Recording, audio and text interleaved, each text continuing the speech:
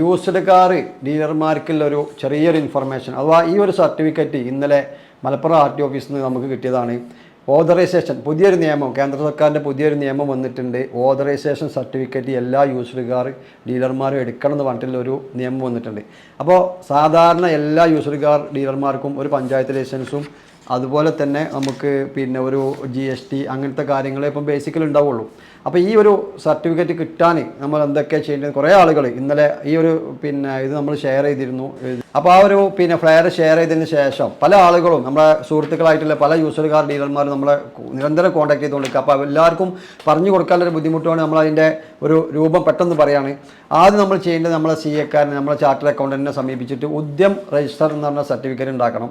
അത് ഈസിയാണ്, ഈ കാര്യങ്ങളൊക്കെ ഈസിയാണ്. കാരണം നമുക്ക് വലിയ റിസ്ക്കും കാര്യങ്ങളും അതിലൊന്നും വരാനില്ല. അതുപോലെ തന്നെ നമ്മൾ പാർട്ണർഷിപ്പ് ഡീഡ് അതുപോലെ നമ്മൾ ചെയ്യേണ്ട ഒരു കാര്യം, നമ്മൾ വാടക കരാറ്, നിലവിൽ നമ്മളെ സ്ഥലത്തിൻ്റെ ഉടമയായിട്ടുള്ള വാടക കരാറ്, ഉദ്യം രജിസ്ട്രേഷൻ, അതുപോലെ തന്നെ നമുക്ക് GST ഇല്ലാത്തൊരു GST ഉണ്ടാക്കുക, പിന്നെ പഞ്ചായത്ത് ലൈസൻസ്, പാർട്ണർഷിപ്പ് ഡീഡ്, ഇത്രയും കാര്യങ്ങളുമായിട്ട് നമ്മൾ എന്ത് ചെയ്യുക, RT ഓഫീസിൽ. പിന്നെ അതുപോലെ തന്നെ ഷോറൂമിന് സ്വന്തമായിട്ടൊരു കറണ്ട് അക്കൗണ്ടും അതിനൊരു പാൻ കാർഡും ഉണ്ടാക്കണം.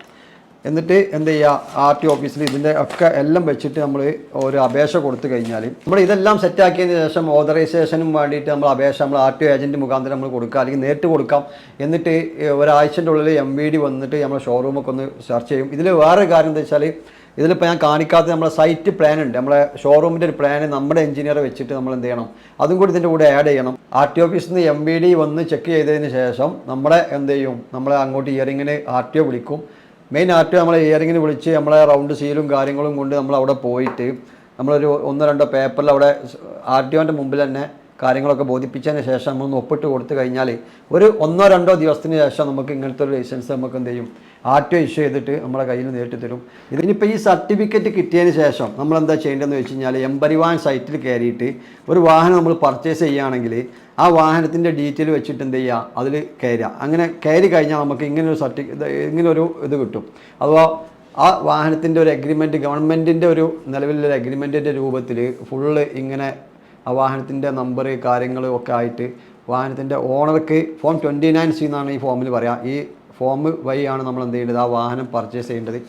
ഓണർക്ക് സൈൻ ചെയ്യാനുള്ള ഓപ്ഷൻ ഉണ്ട്, ഓണറേക്ക് OTP പോകും, അതുപോലെ നമുക്കൊരു OTP വരും. അതോടുകൂടി ഈ വാഹനത്തിൻ്റെ എല്ലാ ഉത്തരവാദിത്വം ഡീലർക്കായിട്ട് മാറുകയാണ്. ഈ ഒരു സിസ്റ്റം ഞാൻ മനസ്സിലാക്കിയിടത്തോളം നല്ല രീതിയിൽ കച്ചവടം ചെയ്യുന്ന ഡീലർമാർക്ക് എല്ലാം കൊണ്ടും ഉപകാരപ്പെടുന്നൊരു സിസ്റ്റമാണിത്. കാരണം ഗവൺമെൻറ് തലത്തിൽ തന്നെ ഇതിനൊരു ആധികാരികത വരികയാണ്. നമ്മളെ അഗ്രിമെൻറ്റിനാവട്ടെ എല്ലാ കാര്യങ്ങൾക്കും, അതുപോലെ OTP അവർക്ക് പോയിട്ട് ആ വാഹനത്തിൻ്റെ ഉത്തരവാദിത്തം ഡീലർമാർക്കാകുന്നതോടുകൂടി ആ പാർട്ടിക്കും അതെന്താണ് നല്ലൊരു ഉപകാരപ്പെടുന്ന ഒരു കാര്യമാണ്. കാരണം അതിൽ പിന്നെ ഒരു വാഹനം വിൽപ്പന നടത്തിയതിനു ശേഷം ഉള്ള ടെൻഷനുകൾ ആ ഓണർക്കുമില്ല, വാങ്ങിയതിനു ശേഷമുള്ള ടെൻഷന് ഡീലർക്കുമില്ല. അത് നല്ല സുഖമായിട്ട് ബിസിനസ് മുന്നോട്ട് കൊണ്ടുപോകുവാൻ ഉപകാരപ്പെടുമെന്ന് പ്രതീക്ഷിക്കുന്നു. അപ്പോൾ ഈ ഒരു വീഡിയോ നമ്മുടെ ഈ മേഖലയിൽ വർക്ക് ചെയ്യുന്ന എല്ലാ സുഹൃത്തുക്കൾക്കും അതുപോലെ തന്നെ പൊതുജനങ്ങൾക്കും ഉപകാരപ്പെടുമെന്ന് പ്രതീക്ഷിക്കുന്നു. Thank you.